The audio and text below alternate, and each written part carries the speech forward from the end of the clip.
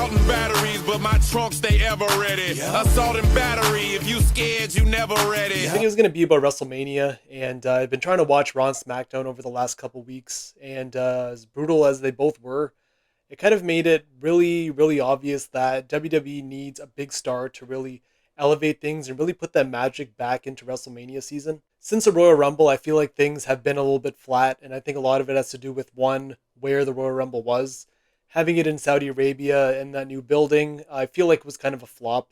Didn't have that magic that I feel like every Royal Rumble does. And I do feel like a lot of it has to do with the location. If you've seen live footage from the fans in Riyadh during the countdown, there was no like 10 to 0 countdown. There was no pop for any of the people except maybe like Brie Bella and like the ones they really knew about. And it just felt like another show. And mind you, it was a Royal Rumble, so it was somewhat special. But I feel like every year people look forward to January as being like the road to WrestleMania. And for it to be starting off in Saudi Arabia and then knowing that WrestleMania is going to be in Las Vegas for the second year in a row, then seeing the pricing, then you see the lackluster creative product that they've been putting on. Just seems like things have not been going their way as of late. And when you look back, WrestleMania has always had that main attraction to really bring you into the show. You have the show itself, WrestleMania, but then you always have that little something to look forward to. Going back to WrestleMania in Dallas with Stone Cold Steve Austin. And mind you, this is the biggest wrestler of all time. And I feel like him alone was enough to bring in new fans, old fans, and make people invested, whatever the card was. The card was great that year, mind you, but it really was topped off with Stone Cold Steve Austin making his return. And with the rumors going crazy on the internet, you knew he was going to be wrestling in a street fight or wrestling in somewhat of a physical capacity.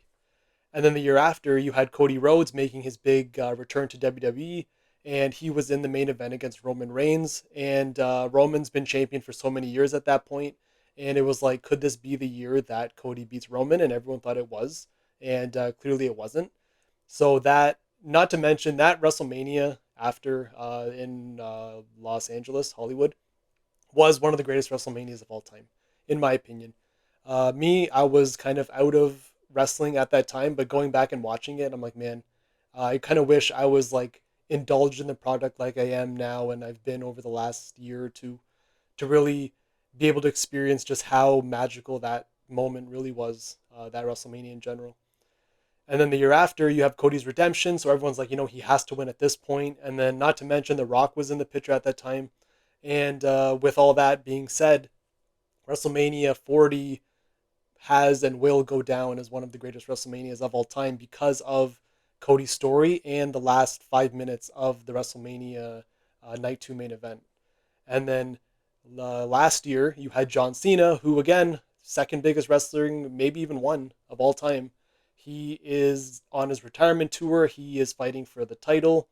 And, I think that kind of is self-explanatory that it's going to be a must-see event. And mind you, that WrestleMania kind of fell flat, especially the main event. But just the aura and the story of having John Cena's last match was enough to make people watch. So you have all those, if it was at 4 or 5 years of like main attractions. And now you look at this year, what do you really have? CM Punk and Roman Reigns is a blockbuster match, but I don't think it's at that level where people are going to go too much out of their way and be like, man, I can't wait to go to WrestleMania, or I need to be at WrestleMania to see this. If it was, WrestleMania wouldn't be struggling with ticket prices or ticket sales, but again, a lot of that does have to do with ticket prices.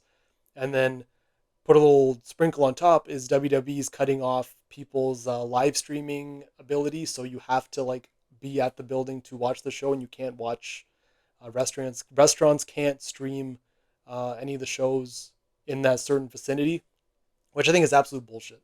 Who do I think WWE should bring back or could possibly come back? I think they missed the boat with AJ Styles. I think he would have been a great attraction to maybe end his career at WrestleMania, maybe have him fight for the title, have something with AJ Styles and really utilize that stipulation of it being his retirement year. I know they did it with John Cena already, but I think it's one of those things. If it worked, may as well just go to the well again. And with AJ, I think it's a different type of love that he has with the fans compared to John Cena. Not saying it's a bad one, but I do think it would be very unique, and maybe kind of going a different way where John Cena was a heel going into WrestleMania, and now you have like a babyface AJ Styles who just wants to like give it his all and go for that one last run. And I do think fans could get behind it, and they could have got behind it if it was like, if they've if they thought further than just like a couple weeks. Next, you have Chris Jericho.